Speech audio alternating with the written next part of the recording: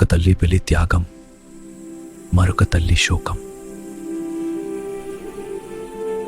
భర్త చూడలేని లోకాన్ని తాను కూడా చూడనని ప్రతినబూనిన మహాసాధ్వీమణి.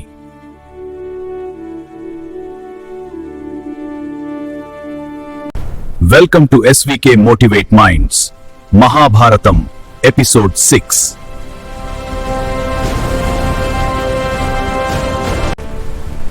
భీష్ముడి భీషణ ప్రతిజ్ఞతో కురువంశం నిలబడింది.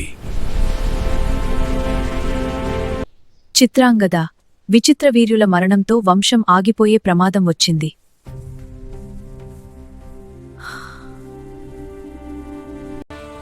వ్యాసుడి అనుగ్రహంతో ధృతరాష్ట్రుడు, పాండురాజు, విదురుడు జన్మించారు.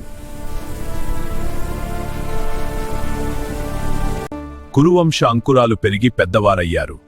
ఇప్పుడు వారికి వివాహ యోగ్యత వచ్చింది.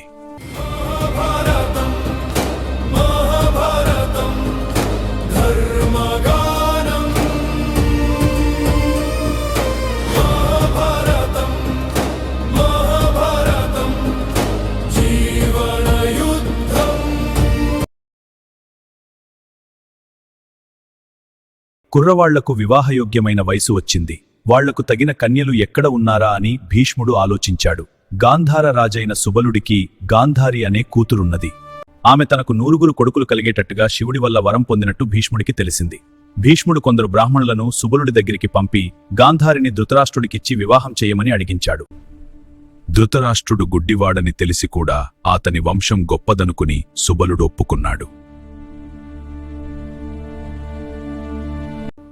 నా భర్త చూడలేని ఈ లోకపు వెలుగులు నాకెందుకు? నేను కూడా ఆయనలానే జీవిస్తాను. తాను కూడా గుడ్డిదానిలా ఉండిపోవాలని నిశ్చయించింది. ఆమె అన్న శకుని ఆమెను హస్తినాపురానికి తీసుకువచ్చి పెళ్లి జరిపించాడు. తర్వాత శకుని భీష్ముడిచ్చిన సత్కారాలన్నీ పొంది గాంధారిని హస్తినాపురంలో వదిలి తాను స్వదేశానికి తిరిగిపోయాడు. ఇక పాండురాజుకు వివాహం కావలసి ఉన్నది. భీష్ముడికి కుంతి అనే యాదవ కన్యను గురించి తెలియవచ్చింది. శూరుడనే యాదవ ప్రముఖుడి కూతురు పృథ. ఆమెను కుంతిభోజుడు పెంచుకున్నాడు.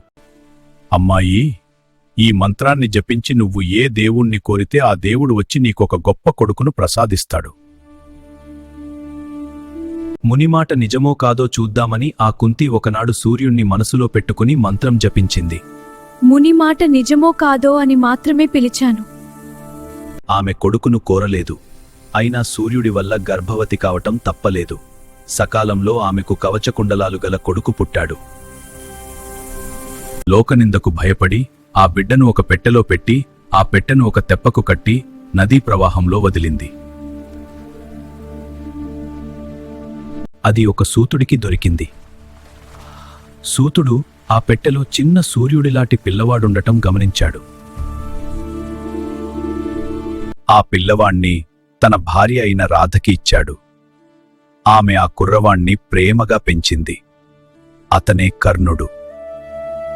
అది జరిగాక కుంతిభోజుడు తన కుమార్తెకు స్వయంవరం ఏర్పాటు చేశాడు. దానికి పాండుడు కూడా వెళ్లాడు. కురువంశంలో పుట్టి ఎంతో అందంగా కనిపించిన పాండుడి మెడలో కుంతి వరమాల వేసింది.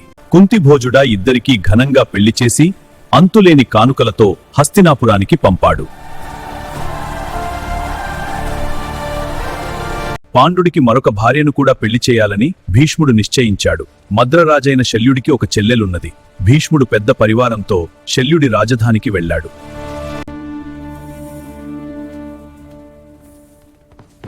కన్యాశుల్కం మా వంశాచారం.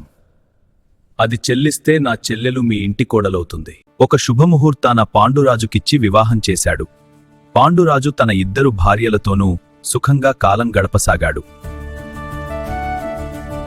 అతను చతురంగ బలాలను సమకూర్చుకుని దశార్ణ, మగధ్, కాశ, పుండ్ర మొదలైన దేశాలు జయించి అంతులేని సంపదను హస్తినాపురానికి తెచ్చాడు. పాండురాజు తాను కొల్లగొట్టిన సంపదను భీష్ముడికి, సత్యవతికి జర్చాడు.